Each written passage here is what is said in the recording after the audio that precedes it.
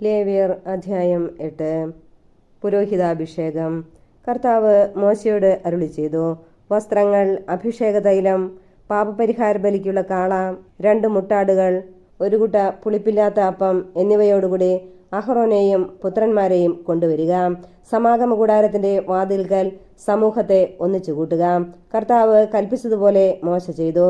സമാഗമ കൂടാരത്തിന്റെ വാതിൽക്കൽ സമൂഹത്തെ ഒന്നിച്ചു കൂട്ടി. അപ്പോൾ മോശ സമൂഹത്തോട് പറഞ്ഞു, ഇങ്ങനെ ചെയ്യണമെന്നാണ് കർത്താവ് കൽപ്പിച്ചത്. അനന്തരം മോശ അഹ്റോനെയും പുത്രന്മാരെയും മുമ്പോട്ട് കൊണ്ടുവന്ന് അവരെ വെള്ളം കൊണ്ട് കഴുകി. അഹ്റോനെ കുപ്പായം അണിയിച്ച് അരപ്പട്ട കെട്ടി മേലങ്കി ധരിപ്പിച്ചു. അതിനുമീതെ ഏഫോദ് അണിയിച്ചു. ഏഫോദിന്റെ വിദഗ്ധമായി നെയ്തെടുത്ത പട്ട അവന്റെ അരയിൽ ചുറ്റി. പിന്നീട് ഉരസ്ത്രാണം ധരിപ്പിച്ചു. അതിൽ ഉറീമും തുമ്മീമും നിക്ഷേപിച്ചു. തലപ്പാവ് ധരിപ്പിച്ച് അതിന്റെ മുൻവശത്തായി കർത്താവ് കൽപ്പിച്ചിരുന്നതുപോലെ വിശുദ്ധ കിരീടമായ പൊൻതകിട് ചാർത്തി. അനന്തരം അഭിഷേക തൈലമെടുത്ത് കൂടാരവും അതിലുള്ളതൊക്കെയും അഭിഷേകം ചെയ്ത് വിശുദ്ധീകരിച്ച് അതിൽ നിന്ന് കുറച്ചെടുത്ത് ബലിപീഠത്തിൽ 7 പ്രാവശ്യം തളിച്ചു. ബലിപീഠവും അതിന്റെ എല്ലാ ഉപകരണങ്ങളും ക്ഷാളനപാത്രവും അതിന് ചുവടും അഭിഷേകം ചെയ്ത് വിശുദ്ധീകരിച്ചു. പിന്നീട് ശിരസിൽ തൈലാഭിഷേകം ചെയ്ത് അഹ്റോനെ വിശുദ്ധീകരിച്ചു. കർത്താവ് കൽപ്പിച്ചിരുന്നതുപോലെ മോശ അഹ്റോന്റെ പുത്രന്മാരെയും മുന്നോട്ട് കൊണ്ടുവന്ന് കുപ്പായമണിയിക്കുകയും അരപ്പട്ട കെട്ടുകയും തൊപ്പി ധരിപ്പിക്കുകയും ചെയ്തു. മോശ പാപപരിഹാര ബലിക്കുള്ള കാളയെ കൊണ്ടുവന്നു. അഹ്റോനും പുത്രന്മാരും അതിന്റെ തലയിൽ കൈകൾ വെച്ചു. മോശ അതിനെ കൊന്ന് രക്തമെടുത്ത് അതിൽ വിരൽ മുക്കി ബലിപീഠത്തിന്റെ കൊമ്പുകളിൽ പുരട്ടി ബലിപീഠം ശുദ്ധീകരിച്ചു. ബാക്കി രക്തം ബലിപീഠത്തിന്റെ ചുവട്ടിലൊഴിച്ചു. അങ്ങനെ ബലിപീഠം ശുദ്ധി ചെയ്ത് പരിഹാര കർമ്മത്തിന് സജ്ജമാക്കി. ആന്തരിക അവയവങ്ങളിന്മേലുണ്ടായിരുന്ന മേധസ് മുഴുവനും കരളിന്മേലുണ്ടായിരുന്ന നെയ്വലയും ഇരുവൃക്കകളും അവയുടെ മേധസ്സുമെടുത്ത് ബലിപീഠത്തിൽ വെച്ച് ദഹിപ്പിച്ചു. എന്നാൽ കാളയെ, അതിന്റെ തോൽ, മാംസം, ചാണകം എന്നിവ കർത്താവ് മോശയോട് കൽപ്പിച്ചിരുന്നതുപോലെ കൂടാരത്തിന് വെളിയിൽ വെച്ചാണ് ദഹിപ്പിച്ചത്. ദഹനബലിക്കുള്ള മുട്ടാടിനെ അവൻ കൊണ്ടുവന്നു. അഹ്റോനും പുത്രന്മാരും അതിന്റെ തലയിൽ കൈകൾ വച്ചു. മോശ അതിനെ കൊന്ന് രക്തം ബലിപീഠത്തിന് ചുറ്റും ഒഴിച്ചു. അതിനെ കഷ്ണങ്ങളായി മുറിച്ച് തലയും കഷ്ണങ്ങളും മേധസ്സും ദഹിപ്പിച്ചു. കർത്താവ് കൽപ്പിച്ചിരുന്നതുപോലെ മോശ അതിന്റെ ആന്തരിക അവയവങ്ങളും കാലുകളും വെള്ളത്തിൽ കഴുകി. അതിനെ മുഴുവനും അവിടത്തേക്ക് പ്രീതിജനകമായ സൗരഭ്യം നൽകുന്ന ദഹനബലിയായി ബലിപീഠത്തിൽ വെച്ച് ദഹിപ്പിച്ചു. അവൻ മറ്റേ മുട്ടാടിനെ, പുരോഹിതാഭിഷേകത്തിന്റെ മുട്ടാടിനെ കൊണ്ടുവന്നു. അഹ്റോനും പുത്രന്മാരും അതിന്റെ തലയിൽ കൈകൾ വെച്ചു. മോശ അതിനെ കൊന്ന് കുറെ രക്തമെടുത്ത് അഹ്റോന്റെ വലതു ചെവിയുടെ അഗ്രത്തിലും വലത്തു കൈയുടെ തള്ളവിരലിലും വലത്തുകാലിന്റെ പെരുവിരലിലും പുരട്ടി. പിന്നീട് അഹ്റോന്റെ പുത്രന്മാരെ അടുക്കൽ വരുത്തി കുറച്ച് രക്തം ഓരോരുത്തരുടെയും വലത്തു ചെവിയുടെ അഗ്രത്തിലും വലത്തു കൈയുടെ തള്ളവിരലിലും വലത്തുകാലിന്റെ പെരുവിരലിലും പുരട്ടി. ശേഷിച്ച രക്തം ബലിപീഠത്തിന് ചുറ്റും ഒഴിച്ചു. കൊഴുത്തവാലും ആന്തരിക അവയവങ്ങളിന്മേലുള്ള മേധസ്സും കരളിന്മേലുള്ള നെയ്വലയും ഇരുവൃക്കകളും അവയുടെ മേധസ്സും വലത്തെ കുറുകും എടുത്തു. കർത്താവിന്റെ സന്നിധിയിൽ പുളിപ്പില്ലാത്ത അപ്പം ഇരിക്കുന്ന കുട്ടയിൽ നിന്ന് ഒരപ്പവും എണ്ണ ചേർത്ത ഒരപ്പവും ഒരടയും എടുത്ത് മേധസ്സിന്മേലും വലത്തെ കുറുകിന്മേലും വച്ചു. ഇവയെല്ലാം അവൻ അഹ്റോന്റെയും പുത്രന്മാരുടെയും കൈകളിൽ വച്ച് കർത്താവിന്റെ മുമ്പിൽ നിരാജനം ചെയ്തു. അനന്തരം മോശ അവ അവരുടെ കൈകളിൽ നിന്നെടുത്ത് ബലിപീഠത്തിന്മേൽ ദഹന ബലിവസ്തുക്കളോടൊപ്പം വെച്ച് ദഹിപ്പിച്ചു. അഭിഷേക ബലിയായി കർത്താവിന് പ്രീതികരമായ സൗരഭ്യമായി അർപ്പിച്ച ദഹന ബലിയാണിത്. മോശ അതിന്റെ നെഞ്ച് കർത്താവിന്റെ സന്നിധിയിൽ നിരാജനം ചെയ്തു. കർത്താവ് കൽപ്പിച്ചതുപോലെ അഭിഷേക ബലിയാടിൽ നിന്ന് മോശയ്ക്കുള്ള ഓഹരിയായിരുന്നു അത്. അനന്തരം മോശ കുറച്ച് അഭിഷേക തൈലവും ബലിപീഠത്തിന്മേലുള്ള രക്തവും എടുത്ത് അഹ്റോന്റെയും അവന്റെ വസ്ത്രങ്ങളുടെയും മേലും പുത്രന്മാരുടെയും അവരുടെ വസ്ത്രങ്ങളുടെയും മേലും തെളിച്ചു. അങ്ങനെ മോശ അഹ്റോനെയും അവന്റെ വസ്ത്രങ്ങളെയും പുത്രന്മാരെയും അവരുടെ വസ്ത്രങ്ങളെയും വിശുദ്ധീകരിച്ചു. മോശ അഹ്റോനോടും പുത്രന്മാരോടും പറഞ്ഞു, സമാഗമ കൂടാരത്തിന്റെ വാതിൽക്കൽ വച്ച് മാംസം വേവിക്കണം. ഞാൻ കൽപ്പിച്ചിട്ടുള്ളത് അനുസരിച്ച് അതും അഭിഷേക കാഴ്ചകളുടെ കുട്ടയിലുള്ള അപ്പവും അഹ്റോനും പുത്രന്മാരും അവിടെ വെച്ച് ഭക്ഷിക്കണം. ശേഷിക്കുന്ന അപ്പവും മാംസവും തീയിൽ ദഹിപ്പിക്കണം. അഭിഷേകത്തിന്റെ ദിവസങ്ങൾ തീരുന്നതുവരെ 7 ദിവസത്തേക്ക് സമാഗമ കൂടാരത്തിന്റെ വാതിൽക്കൽ നിന്ന് പുറത്തു പോകരുത്. എന്തെന്നാൽ അഭിഷേകത്തിന് 7 ദിവസം വേണം. ഇന്ന് ചെയ്തത് കർത്താവിന്റെ കൽപ്പനയനുസരിച്ച് നിങ്ങളുടെ പാപങ്ങളുടെ പരിഹാരത്തിന് വേണ്ടിയാണ്. ആകയാൽ കർത്താവിന്റെ കൽപ്പനകൾ കാത്തുകൊണ്ട് 7 ദിവസം രാവും പകലും നിങ്ങൾ സമാഗമ കൂടാരത്തിന്റെ വാതിൽക്കൽ കഴിയുവിൻ, അല്ലെങ്കിൽ നിങ്ങൾ മരിക്കും. എന്തെന്നാൽ ഇങ്ങനെയാണ് കർത്താവ് എന്നോട് കൽപ്പിച്ചിരിക്കുന്നത്. മോശ വഴി കർത്താവ് കൽപ്പിച്ചിരുന്നതെല്ലാം അഹ്റോനും പുത്രന്മാരും നിറവേറ്റി. ലേവ്യർ അധ്യായം 9. പുരോഹിത ശുശ്രൂഷ. 8-ാം ദിവസം മോശ അഹ്റോനെയും പുത്രന്മാരെയും ഇസ്രായേലിലെ ശ്രേഷ്ഠന്മാരെയും വിളിച്ചു. അവൻ അഹ്റോനോട് പറഞ്ഞു, പാപപരിഹാര ബലിക്കായി ഊനമറ്റ ഒരു കാളക്കുട്ടിയെയും ദഹനബലിക്കായി ഊനമറ്റ ഒരു മുട്ടാടിനെയും കർത്താവിന്റെ മുമ്പിൽ സമർപ്പിക്കണം.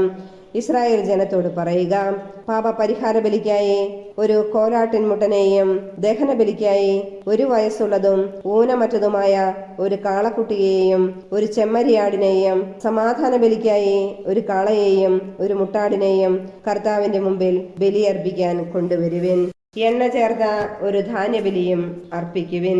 എന്തെന്നാൽ കർത്താവ് ഇന്ന് നിങ്ങൾക്ക് പ്രത്യക്ഷപ്പെടും. മോശ ആവശ്യപ്പെട്ടതെല്ലാം അവർ സമാഗമ കൂടാരത്തിന്റെ വാതിൽക്കൽ കൊണ്ടുവന്നു. സമൂഹം മുഴുവൻ അടുത്തുവന്ന് കർത്താവിന്റെ സന്നിധിയിൽ നിലകൊണ്ടു. അപ്പോൾ മോശ പറഞ്ഞു, നിങ്ങൾ ചെയ്യണമെന്ന് കർത്താവ് കൽപ്പിച്ച കാര്യം ഇതാണ്. കർത്താവിന്റെ മഹത്വം നിങ്ങൾക്ക് പ്രത്യക്ഷപ്പെടും. മോശ അഹ്റോനോട് പറഞ്ഞു, ബലിപീഠത്തിങ്കിലേക്ക് വന്ന് നിന്റെ പാപപരിഹാര ബലിയും ദഹനബലിയും അർപ്പിക്കുക. അങ്ങനെ നിനക്കും ജനങ്ങൾക്കുമായി പാപപരിഹാരം ചെയ്യുക. ജനങ്ങളുടെ കാഴ്ചകൾ സമർപ്പിച്ച് അവർക്ക് വേണ്ടി പാപപരിഹാരം ചെയ്യുക. ഇങ്ങനെയാണ് കർത്താവ് കൽപ്പിച്ചിരിക്കുന്നത്. അഹ്റോൻ ബലിപീഠത്തെ സമീപിച്ച് തന്റെ പാപപരിഹാര ബലിക്കുള്ള കാളക്കുട്ടിയെ കൊന്നു. അഹ്റോന്റെ പുത്രന്മാർ അതിന്റെ രക്തം അവന്റെ മുമ്പിൽ കൊണ്ടുവന്നു.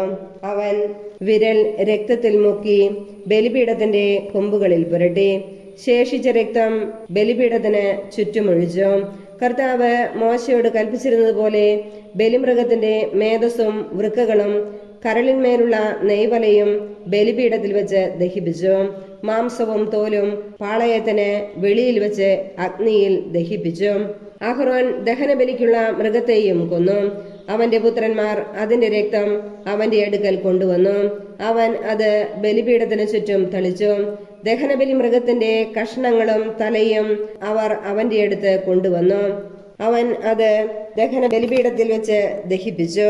അതിന്റെ ആന്തരിക അവയവങ്ങളും കാലുകളും കഴുകി അതിനോടൊപ്പം ബലിപീഠത്തിൽ വെച്ച് ദഹിപ്പിച്ചു. അതിനുശേഷം അവൻ ജനങ്ങളുടെ കാഴ്ച സമർപ്പിച്ചു. പാപപരിഹാര ബലിയായി അവർക്ക് വേണ്ടി ഒരു കോലാടിനെ കൊണ്ടുവന്നു കൊന്നു. അതിനെ ആദ്യത്തേതിനെ പോലെ അർപ്പിച്ചു. അനന്തരം ദഹനബലി വസ്തു കൊണ്ടുവന്ന് വിധിപ്രകാരം സമർപ്പിച്ചു. പ്രഭാതത്തിലെ ദഹനബലിക്ക് പുറമെ ധാന്യബലിയും സമർപ്പിച്ചു. അതിൽ നിന്ന് ഒരു കൈ നിറയെ എടുത്ത് ബലിപീഠത്തിൽ വെച്ച് ദഹിപ്പിച്ചു. അഹ്റോൻ ജനങ്ങൾക്ക് വേണ്ടി സമാധാന ബലിയായി കാളയെയും മുട്ടാടിനെയും കൊന്നു. പുത്രന്മാർ അതിന്റെ രക്തം അവന്റെ അടുക്കൽ കൊണ്ടുവന്നു. അവൻ അത് ബലിപീഠത്തിന് ചുറ്റും തളിച്ചു. അവർ കാളയുടെയും മുട്ടാടിന്റെയും കൊഴുത്ത വാലും ആന്തരിക അവയവങ്ങളെ പൊതിഞ്ഞുള്ള മേധസ്സും വൃക്കകളും കരളിന്മേലുള്ള നെയ്വലയും എടുത്തു. അവർ മേധസ് മൃഗങ്ങളുടെ നെഞ്ചിനു മീതെ വച്ചു. അവൻ മേധസ് ബലിപീഠത്തിൽ വെച്ച് ദഹിപ്പിച്ചു. മോശ കൽപ്പിച്ചിരുന്നതുപോലെ നെഞ്ചും വലത്തെ കുറുകും അഹ്റോൻ കർത്താവിന്റെ സന്നിധിയിൽ നിരാജനം ചെയ്തു. അതിനുശേഷം അഹ്റോൻ ജനത്തിന്റെ നേരെ കൈകൾ ഉയർത്തി അവരെ അനുഗ്രഹിച്ചു. പാപപരിഹാര ബലിയും ദഹനബലിയും സമാധാന ബലിയും അർപ്പിച്ചതിനു ശേഷം അവൻ ഇറങ്ങി വന്നു. മോശയും അഹ്റോനും സമാഗമ കൂടാരത്തിൽ പ്രവേശിച്ചു. പുറത്തിറങ്ങി വന്ന് അവർ ജനത്തെ ആശീർവദിച്ചു. അപ്പോൾ കർത്താവിന്റെ മഹത്വം ജനത്തിന് പ്രത്യക്ഷമായി.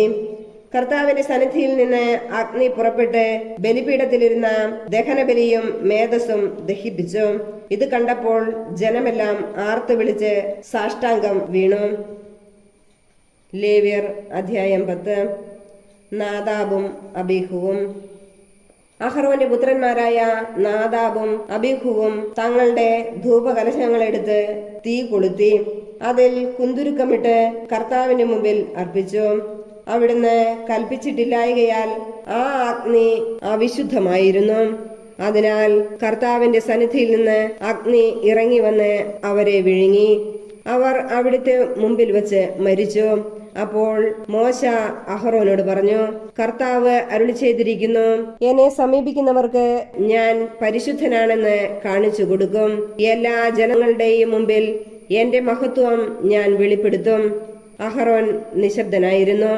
മോശ അഹറോന്റെ പിതൃസഹോദരനായ ഉസിയേലിന്റെ പുത്രന്മാരായ മിഷായേലിനെയും എൽസഫാനെയും വിളിച്ചു പറഞ്ഞു, വന്ന് നിങ്ങളുടെ സഹോദരന്മാരെ കൂടാരത്തിന് മുമ്പിൽ നിന്ന് പാളയത്തിന് വെളിയിൽ കൊണ്ടുപോകുവിൻ.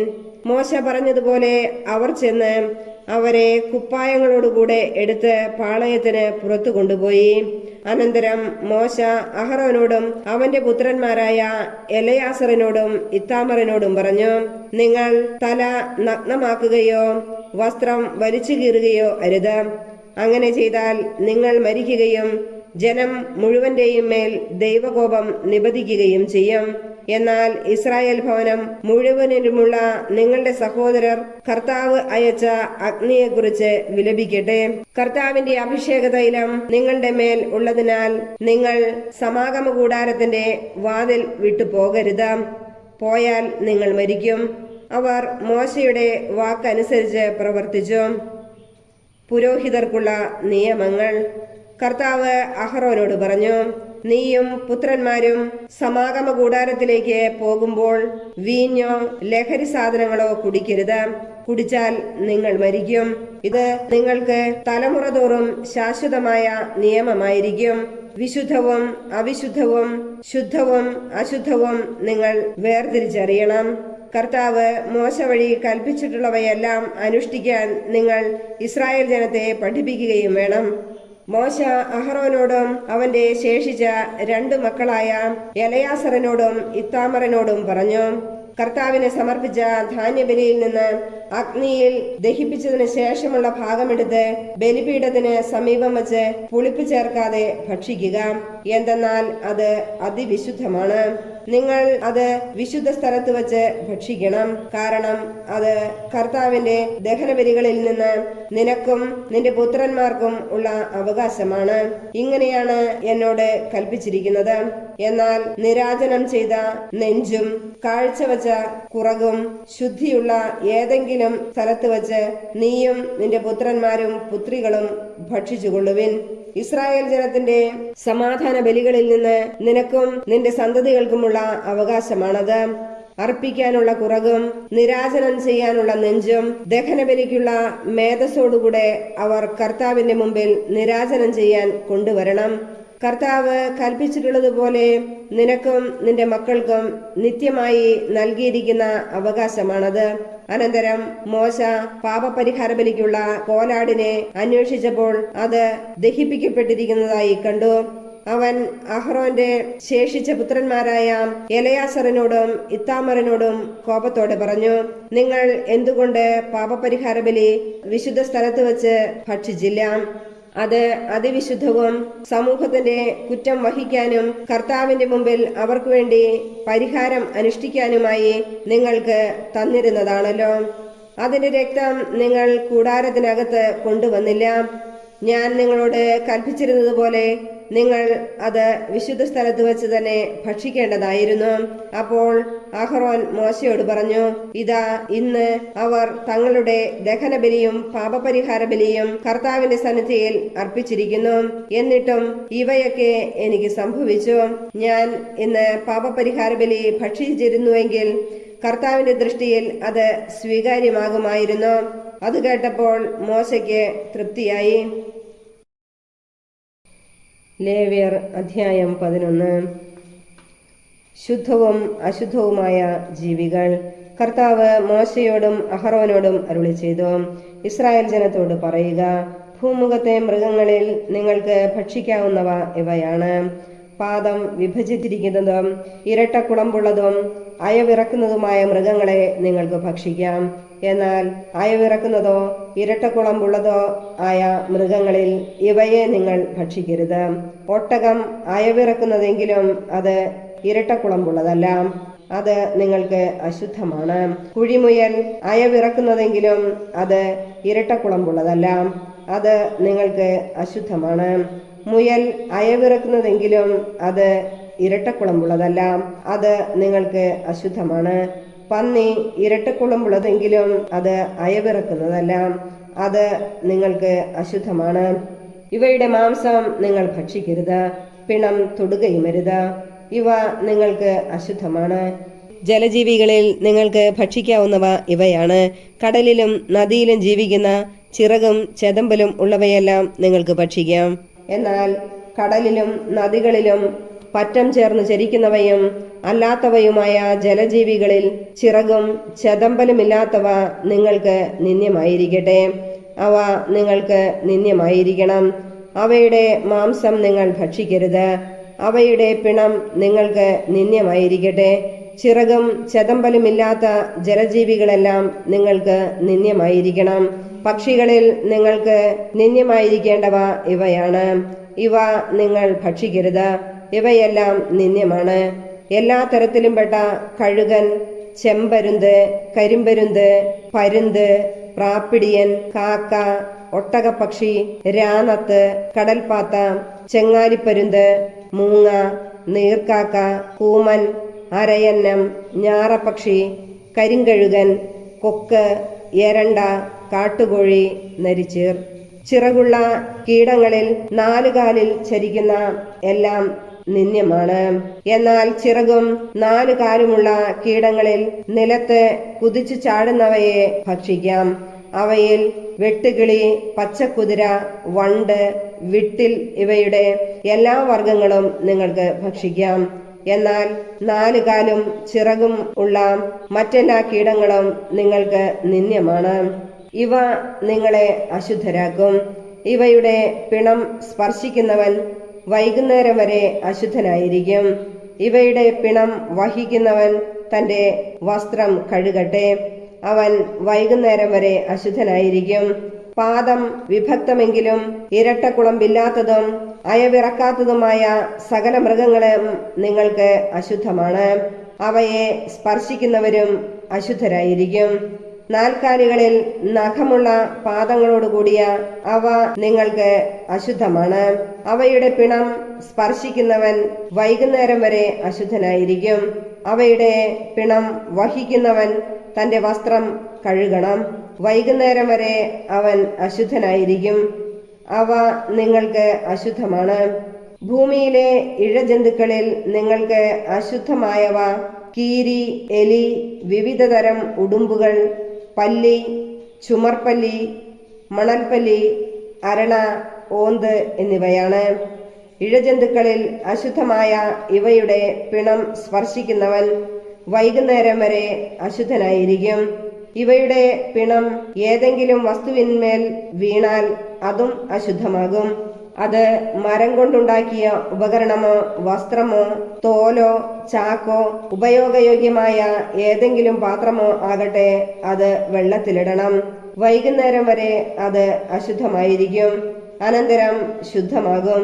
പിണം മൺപാത്രത്തിൽ വീണാൽ അതിലുള്ളവയും അശുദ്ധമായി തീരും. അത് ഉടച്ചു കളയണം. അതിലെ വെള്ളം ഏതെങ്കിലും ഭക്ഷണ പദാർത്ഥത്തിൽ വീണാൽ അത് അശുദ്ധമാകും. അതിലുള്ള ഏത് പാനീയവും അശുദ്ധമായിരിക്കും. പിണത്തിന്റെ അംശം എന്തിലെങ്കിലും വീണാൽ അത് അശുദ്ധമാകും. അടുപ്പോ അഗ്നികലശമോ ആകട്ടെ, അത് ഉടച്ചു കളയണം. അത് അശുദ്ധമാണ്. അശുദ്ധമായി നിങ്ങൾ കരുതുകയും വേണം. പിണം സ്പർശിക്കുന്ന എന്തും അശുദ്ധമാകുമെങ്കിലും ജലസമൃദ്ധമായ അരുവികൾക്കും ഉറവകൾക്കും അത് ബാധകമല്ല.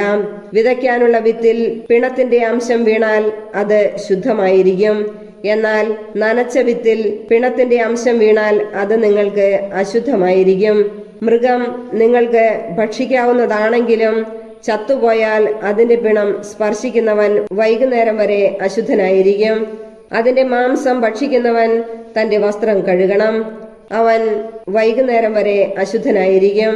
അത് വഹിക്കുന്നവനും തന്റെ വസ്ത്രം കഴുകണം, അവനും വൈകുന്നേരം വരെ അശുദ്ധനായിരിക്കും. ഇഴജന്തുക്കളെല്ലാം നിന്ദ്യമാണ്, അവയെ ഭക്ഷിക്കരുത്. ഉരസുകൊണ്ടോ 4 അതിൽ കൂടുതലോ കാലുകൾ കൊണ്ടോ ഇഴയുന്ന ജന്തുക്കളെ നിങ്ങൾ ഭക്ഷിക്കരുത്, അവ നിന്ദ്യമാണ്. ഇഴജന്തുക്കൾ നിമിത്തം നിങ്ങൾ അശുദ്ധരാകരുത്. അശുദ്ധരാകാതിരിക്കാൻ അവ കൊണ്ടുള്ള മാലിന്യത്തിൽ നിന്ന് അകലുവിൻ. ഞാൻ നിങ്ങളുടെ ദൈവമായ കർത്താവാകുന്നു. നിങ്ങൾ നിങ്ങളെ തന്നെ വിശുദ്ധീകരിക്കുകയും പരിശുദ്ധരായിരിക്കുകയും ചെയ്യുവിൻ. കാരണം ഞാൻ പരിശുദ്ധനാകുന്നു. ഭൂമിയിലെ ഇഴജന്തുക്കൾ നിമിത്തം നിങ്ങൾ മലിനരാകരുത്. നിങ്ങളുടെ ദൈവമായിരിക്കേണ്ടതിന് ഈജിപ്തിൽ നിന്ന് നിങ്ങളെ ആനയിച്ച കർത്താവ് ഞാനാകുന്നു. നിങ്ങൾ പരിശുദ്ധരായിരിക്കുവിൻ, എന്തെന്നാൽ ഞാൻ പരിശുദ്ധനാണ്. പക്ഷികൾ, മൃഗങ്ങൾ, ജലജീവികൾ, ഭൂമിയിലെ ഇഴജന്തുക്കൾ എന്നിവയെ സംബന്ധിച്ചുള്ള നിയമമാണിത്. ജീവികളെ ശുദ്ധിയുള്ളവയും ശുദ്ധിയില്ലാത്തവയും ഭക്ഷിക്കാവുന്നവയും ഭക്ഷിക്കരുതാത്തവയും തമ്മിൽ വേർതിരിക്കാനാണിത്. ലേവ്യർ അധ്യായം 12. മാതാക്കളുടെ ശുദ്ധീകരണം. കർത്താവ് മോശയോട് അരുളിച്ചെയ്തു, ഇസ്രായേൽ ജനത്തോട് പറയുക, ഗർഭം ധരിച്ച് ആൺകുഞ്ഞിനെ പ്രസവിക്കുന്ന സ്ത്രീ ഋതുകാലത്തെന്ന പോലെ 7 ദിവസത്തേക്ക് അശുദ്ധയായിരിക്കും. 8-ാം ദിവസം കുട്ടിയെ പരിച്ഛേദനം ചെയ്യണം. പിന്നെ രക്തത്തിൽ നിന്നുള്ള ശുദ്ധീകരണത്തിനായി അവൾ 33 ദിവസം കാത്തിരിക്കണം. ശുദ്ധീകരണ ദിവസങ്ങൾ കഴിയുന്നതുവരെ വിശുദ്ധ വസ്തുക്കൾ സ്പർശിക്കുകയോ വിശുദ്ധ സ്ഥലത്ത് പ്രവേശിക്കുകയോ അരുത്. എന്നാൽ പെൺകുഞ്ഞിനെയാണ് പ്രസവിക്കുന്നതെങ്കിൽ ഋതുകാലത്തെന്നതുപോലെ 2 ആഴ്ചത്തേക്ക് അവൾ അശുദ്ധയായിരിക്കും. രക്തത്തിൽ നിന്നുള്ള ശുദ്ധീകരണത്തിനായി 66 ദിവസം കാത്തിരിക്കണം. കുഞ്ഞ് ആണോ പെണ്ണോ ആകട്ടെ, ശുദ്ധീകരണത്തിന്റെ ദിനങ്ങൾ പൂർത്തിയാകുമ്പോൾ അവൾ കുഞ്ഞിനു വേണ്ടി 1 വയസ്സുള്ള ഒരു ആട്ടിൻകുട്ടിയെ ദഹനബലിക്കായും 1 ചെങ്ങാലിയെയോ പ്രാവിൻ കുഞ്ഞിനെയോ പാപപരിഹാര ബലിക്കായും സമാഗമ കൂടാരത്തിന്റെ വാതിൽക്കൽ പുരോഹിതന്റെ മുമ്പിൽ കൊണ്ടുവരണം. അവൻ അവയെ കർത്താവിന്റെ സന്നിധിയിൽ അർപ്പിച്ച് അവൾക്കു വേണ്ടി പാപപരിഹാരം ചെയ്യണം. അപ്പോൾ രക്തസ്രാവത്തിൽ നിന്ന് അവൾ ശുദ്ധയാകും. ഇതാണ് ആൺകുഞ്ഞിനെയോ പെൺകുഞ്ഞിനെയോ പ്രസവിക്കുന്ന സ്ത്രീക്കുള്ള നിയമം. ആട്ടിൻകുട്ടിയെ സമർപ്പിക്കാൻ അവൾക്ക് കഴിവില്ലെങ്കിൽ 2 ചെങ്ങാലികളെയോ 2 പ്രാവിൻ കുഞ്ഞുങ്ങളെയോ കൊണ്ടുവരട്ടെ. ഒന്ന് ദഹനബലിക്കും, മറ്റേത് പാപപരിഹാര ബലിക്കും. പുരോഹിതൻ അവൾക്ക് വേണ്ടി പാപപരിഹാരം ചെയ്യണം. അപ്പോൾ അവൾ ശുദ്ധയാകും. ലേവ്യർ അധ്യായം 13. ത്വഗ്രോഗങ്ങൾ. കർത്താവ് മോശയോടും അഹ്റോനോടും അരുളിച്ചെയ്തു, ഒരാളുടെ ശരീരത്തിൽ തടിപ്പോ പരുവോ പാണ്ടോ ഉണ്ടാവുകയും അത് കുഷ്ഠമായി തോന്നുകയും ചെയ്താൽ പുരോഹിതനായ അഹ്റോന്റെയും അവന്റെ പുത്രന്മാരായ പുരോഹിതന്മാരിൽ ഒരുവന്റെയോ അടുക്കൽ അവനെ കൊണ്ടുപോകണം. പുരോഹിതൻ രോഗബാധിതമായ ശരീരഭാഗം പരിശോധിക്കണം. അവിടെയുള്ള രോമം വെളുത്തതും അവിടം ചുറ്റുമുള്ള ഭാഗത്തേക്കാൾ കുഴിഞ്ഞതുമാണെങ്കിൽ അത് കുഷ്ഠമാണ്. പരിശോധനയ്ക്ക് ശേഷം അവൻ അശുദ്ധനാണെന്ന് പുരോഹിതൻ പ്രഖ്യാപിക്കണം.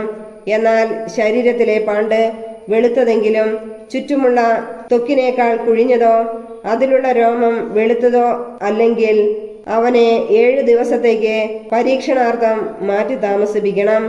7-ാം ദിവസം പുരോഹിതൻ അവനെ പരിശോധിക്കണം.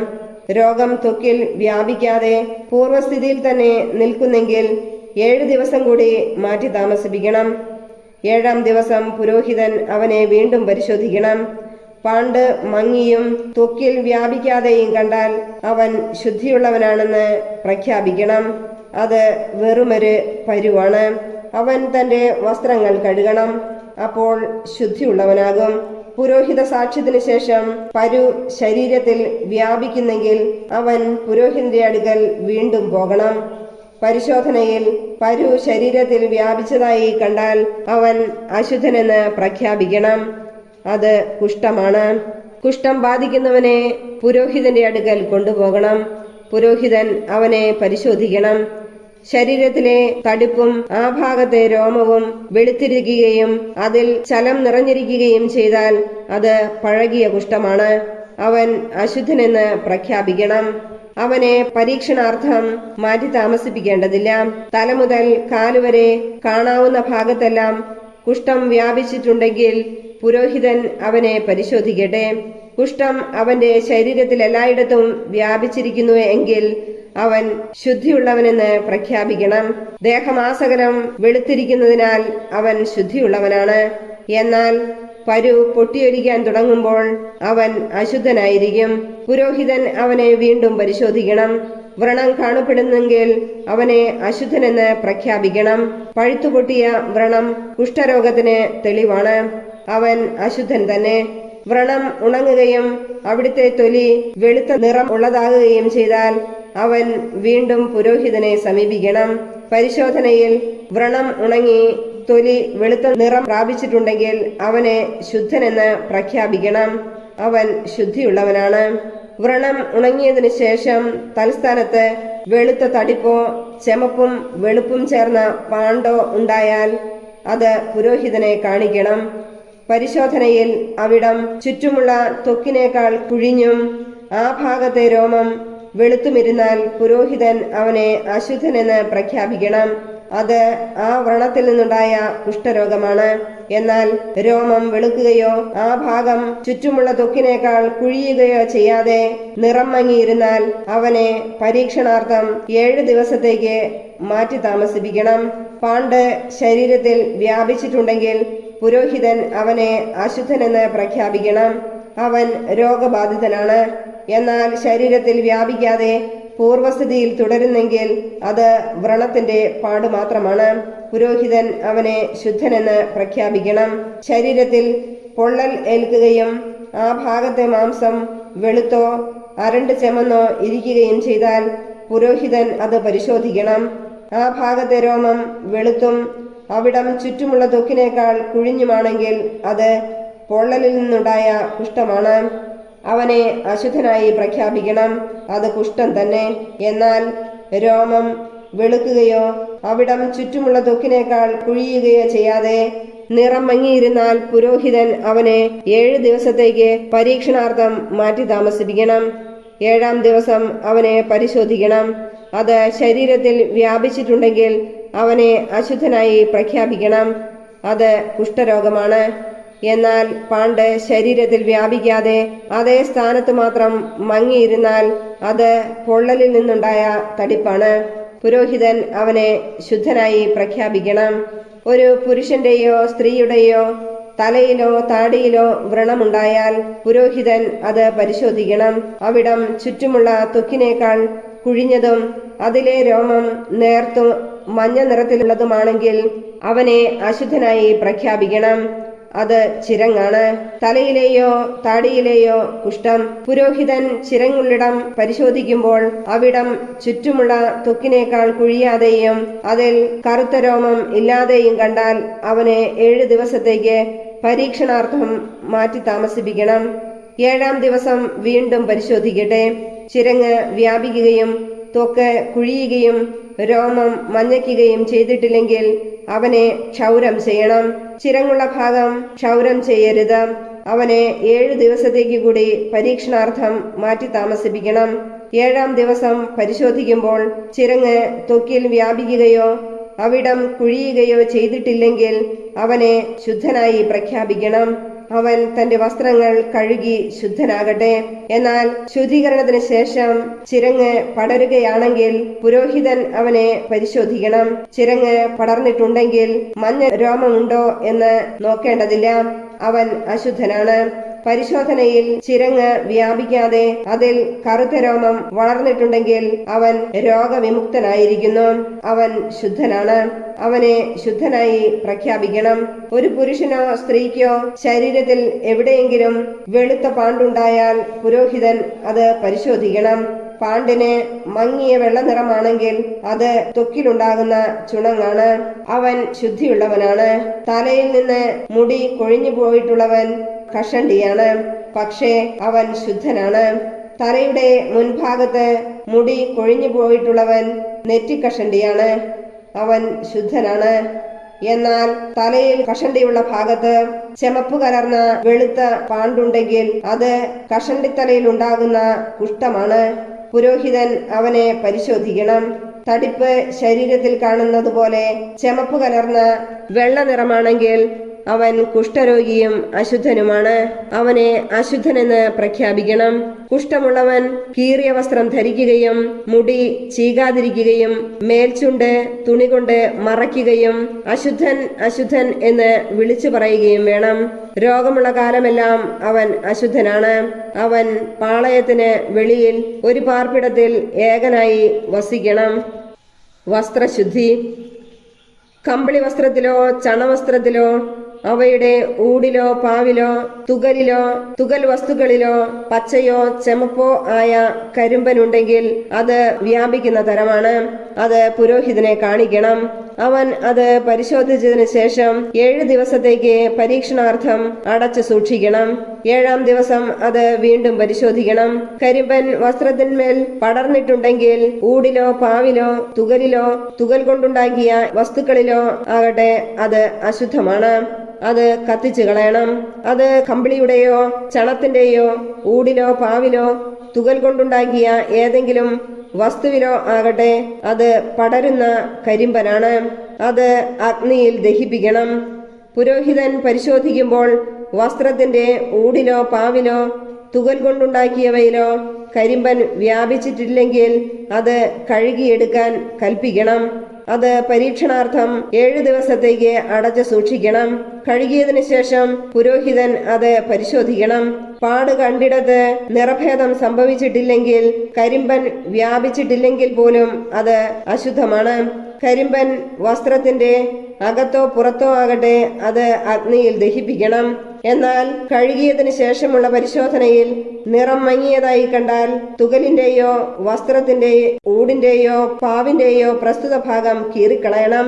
വസ്ത്രത്തിന്റെ ഊടിലോ പാവിലോ തുകൽ വസ്തുക്കളിലോ അത് പിന്നെയും കാണുന്നെങ്കിൽ പാട് പടരുകയാണ്. ആ വസ്തു ദഹിപ്പിച്ചു കളയണം. എന്നാൽ കഴുകിയതിനു ശേഷം വസ്ത്രത്തിന്റെ ഊടിൽ നിന്നോ പാവിൽ നിന്നോ തുകൽ കൊണ്ടുണ്ടാക്കിയ വസ്തുവിൽ നിന്നോ അടയാളം അപ്രത്യക്ഷമാകുന്നെങ്കിൽ വീണ്ടും കഴുകണം. അപ്പോൾ അത് ശുദ്ധമാകും. ഇതാണ് കമ്പിളി വസ്ത്രത്തിന്റെയോ ചണവസ്ത്രത്തിന്റെയോ ഊടിലോ പാവിലോ തുകൽ വസ്തുക്കളിലോ കരിമ്പൻ ഉണ്ടായാൽ അത് ശുദ്ധമോ അശുദ്ധമോ എന്ന് നിർണയിക്കുന്നതിനുള്ള നിയമം.